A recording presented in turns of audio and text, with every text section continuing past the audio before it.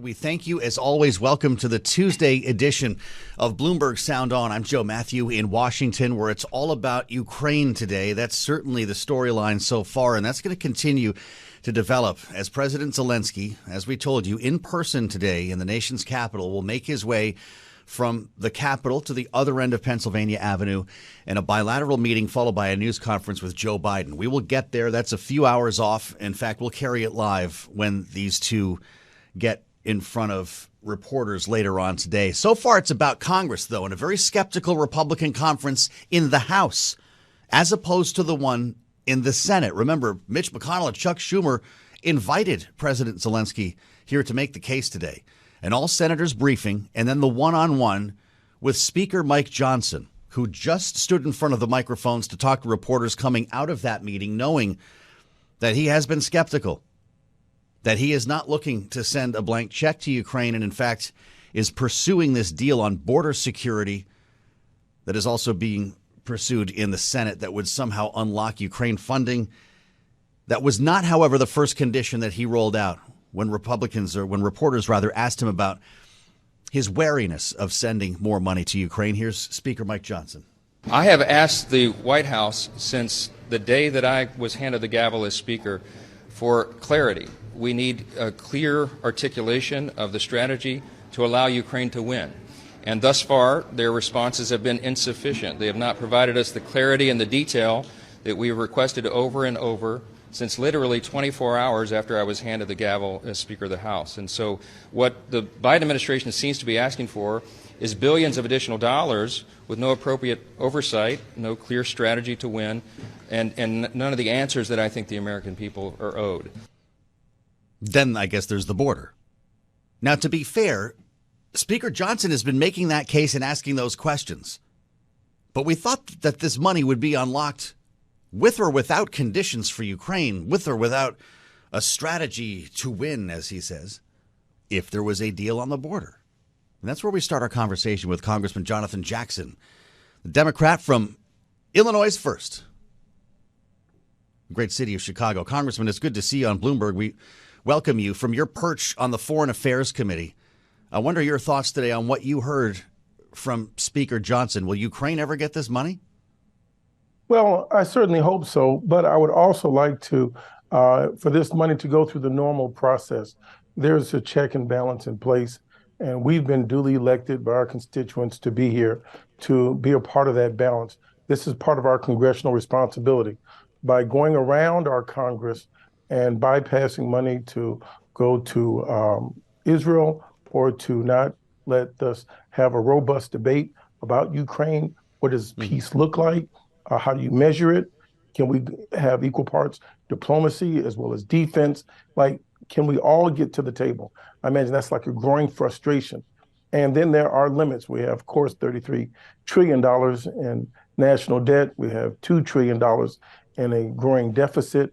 And we have some serious needs at home. So I think the high mark of America being able to write blank checks may be behind us at this moment. And so we have to be very much responsive to our constituents at home. We have issues in water systems and housing. We just can't have it one way for all military and not understanding the strength of our diplomacy. And where does this end? How do we achieve peace? And how do we achieve compromise? That should also be on the table. Have you heard from the White House on this, Congressman? Because Joe Biden's obviously making the case here for our own national security, and in fact was the one who injected the border debate into this funding request that came from the White House for Ukraine, Israel, and Taiwan. We're going to, of course, see a news conference later with Joe Biden and President Zelensky. Is there any answer he could give you that would satisfy you in terms of strategy, knowing that, well, we don't know if Ukraine can beat Russia, do we? Well, I think this is where the issue is. I mean, we have to go back to the original. What was Russia's initial concern? I would say that they were wrong to cross over the border and go into Ukraine.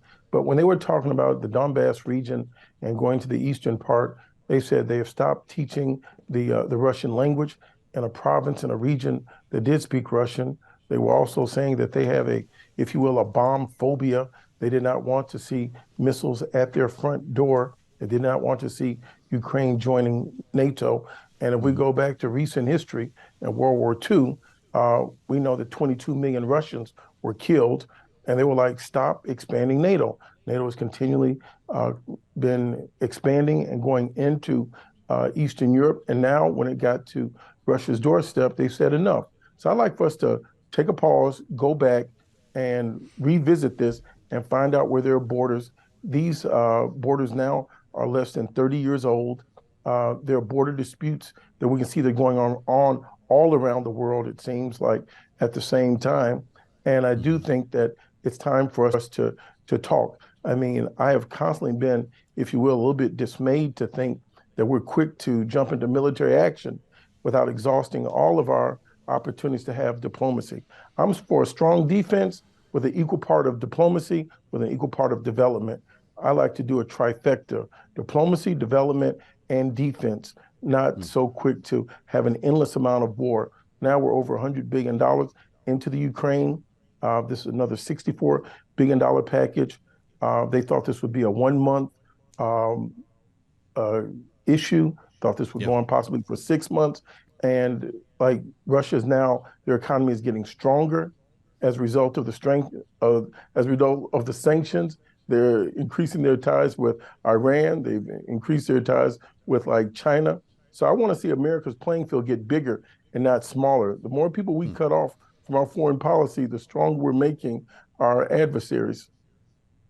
Well, you just said a lot, Congressman. I'd love to unpack some of that uh, because I realize these are recently drawn borders, but they were also agreed to by Russia. Should the U.S. not have come to the defense of Ukraine to begin with because of that reason? And the fact that we have not put any American boots on the ground or in harm's way is something that the Biden administration has been trumping. We've made a huge dent in the Russian military by way of this proxy war, if we can call it that. Are there no benefits to U.S. national security there? Oh, absolutely. There is. We have to stop aggression at all levels. We have to, I think us defending Ukraine was the right thing to do. And now I think it's time to like revisit it. This is a Hmm. very substantial army. They have an enormous amount of resources, and we have to measure it. Are we going to scale back what we would consider not to be our ideal um, desire for Ukraine to have recaptured all the land? Versus when do we start saving lives and preserving what we have? There comes a Hmm. point where there is a law of diminishing returns on how many more bombs for how many more inches of land. Ukraine and Belarus and that entire region is very important to the world. It's a breadbasket. In the meantime, Yes. there's other unintended consequences. There are other countries that suffer. So I'm Hmm. trying not to look at this through a keyhole, but through the door. That Okay. we saw a spike in worldwide food prices. And Sure. my ultimate goal is to get back to peace. I don't want to bomb my way um, into a solution. That I don't see a very good Well, end that would in sight. suggest that there's a diplomatic solution possible. Do you believe that Vladimir Putin is capable of such a thing? I think everyone is, and I'm a first-term freshman congressman. Call me naive, if you will. I'm fine with that, but I do believe in continuously being a peacemaker, continually trying to exhaust peaceful means. I'm sure that the body count that's going up in Russia is substantial. The body count that's gone up in Ukraine is substantial and exhausting. The people that have fled the country has been Hmm. enormous. The land can get now contaminated with the amount of bombs. So it has reached a point of like what's left and how do Hmm. we move forward? So at what point do we have any sort of pause, if you will, any sort of truce and try to get back to the table? What does that look like? I don't know. But I do know we have to continue to talk. I was in a foreign affairs meeting and I asked, like, who is talking to President Putin? Who's talking to President Putin? And they said there were some backdoor channels. I said, well, I'd like to see the front door. I'd like to see the president, Biden, and possibly President Putin try to get together to talk face to face, man to man, eye to eye. Hmm. Uh, I will not stop until peace is exhausted, the possibility of peace. We have to believe in peace in order to achieve it. Well, I would certainly never call you naive, Congressman, but I wonder if it makes you uncomfortable that you're agreeing with some members of the conservative right in the Republican conference. The Marjorie Taylor Greens, who say not another dollar. J.D. Vance says it's time for accountability. And it sounds like you're keeping company with them from a policy standpoint. Do you disagree? I've not followed all of their policies. Some of the persons you mentioned are not on foreign affairs. I'm looking at the information as I've received it. I've got enormous amount of respect for many of my colleagues. People have come here to be representatives, and we're seeing a lot of the same facts. So if we end up with the same conclusion, having seen the same facts, I think that's progress. I don't like to go into an ideological bucket or lane, or let's get to what's right versus what's wrong. We're spending time with Congressman Jonathan Jackson, Democrat from Illinois, as I look at headlines coming from the president today. He was at a fundraiser a short time ago, Congressman, and I'd like to get your take on funding for Israel as well, because the president's making news here. I can't play it for you. This was not something that we could record, but he says Benjamin Netanyahu and the Israeli government are starting to lose support, which is pretty remarkable to hear. Joe Biden says Netanyahu is a good friend, but I believe he has to change. Do you agree? Oh, absolutely. And I think the benefit of having a special relationship, having a friendship, is you can tell your friends things that are inconvenient, things that are uncomfortable, but you can tell them the truth. I had the opportunity to go to Israel in September with the Congressional Black Caucus and AIPAC. We were in a meeting with the Prime Minister, Mr. Netanyahu. I specifically asked a question regarding the Palestinian visa waiver program, the reciprocal visa waiver program. And that simply was, if a person has a blue passport, Mrs. Condoleezza Rice was on this program as well. A blue passport is a blue passport. If you're an American citizen and our country has a visa waiver reciprocal program with you, you honor our visa like we honors yours. The Palestinian constituents in my district were having a problem going into Tel Aviv and on to visit their family in the West Bank and Gaza. I specifically asked Mr. Netanyahu about that. He deflected. He had two of his other persons answer the questions. So I didn't think he was answering with much candor. I think that President Biden is telling them the truth, that if 103 countries have said ceasefire now, if the United States, that is your special friend, is the only one that goes against everyone in the Security Council, and you're still going forward, the humanitarian crisis is unfolding before our very eyes. When you see babies now that are missing limbs, when you see people that are missing water, that are lacking water, when medical supplies are no longer aiding, when you see that we have hostages. Should we not send money then to Israel? Does Israel really need more money from the U.S.? Well, that's the second part of the question. First, I want to get the hostages out. And you can't get the hostages out while you're seeking revenge. You have to seek reconciliation or revenge. When I first signed on the ceasefire, I was seeking reconciliation so we could prioritize the hostages. I felt for all those families that were in the streets of Israel that were asking for their family members to be returned. I don't want to see one of them killed because of collateral damage. That's another death that's unnecessary. When you see 2-to-1 children and women are dying, that's wrong. Even when you saw George Bush go into Afghanistan, he gave us a deck of cards to tell us who he was looking for when he went into Iraq. Like, who is Hamas and how many people? They're saying it's 20,000, 30,000. I've heard the Israeli Defense Firm Force director say if we're killing only 2-to-1 of civilians, that's not bad. Where did that calculation come from? That's wrong. So I do think that President Biden has to have an uncomfortable conversation with Mr. Netanyahu to tell him the truth. I am pro-Israel. I'm pro their defense. I do have concerns about Mr. Netanyahu's leadership. I don't think he's serving the interests of the people the best. Well, this has been a fascinating conversation, Congressman. I appreciate your honesty and your generosity with time here, because we don't have a lot of Democrats speaking specifically to Ukraine the way that you are now. And I wonder, before you leave us, when you look at this menu, we've talked about 2 items on a very long menu of items to be taken care of by this Congress. It looks like you are going to be going onto holiday recess at the end of this week. That leaves funding for the government, these supplemental requests we've discussed, a deal on the border, extensions for FISA and the FAA, all into next year. Unless you tell me, can the House do anything in the next few days? I doubt it. I'm hopeful, but on that, I think I'll be pragmatic and say I don't see it. That there is an extreme faction within the Republican Party that really doesn't want to govern. They don't mind seeing the government shut down. We've seen them take the government to the edge with the spending cap, with the debt ceiling. We've seen them take the government to the spending brink with the appropriations for September. Speaker McCarthy did the right thing in avoiding the government shutdown and bringing the bill to the floor, and they took his head off. I mean, like he was putting country first. I think some other people in the party need to think about country first and lose the hard line. No one's going to get everything that they want. Let's put America first. Let's move the country, our national security, our friends and allies, and take humane priorities abroad. What's happening in the West Bank, in the settlement, what's happening in Gaza has to stop. 17,000 people have died. The death toll is mounting.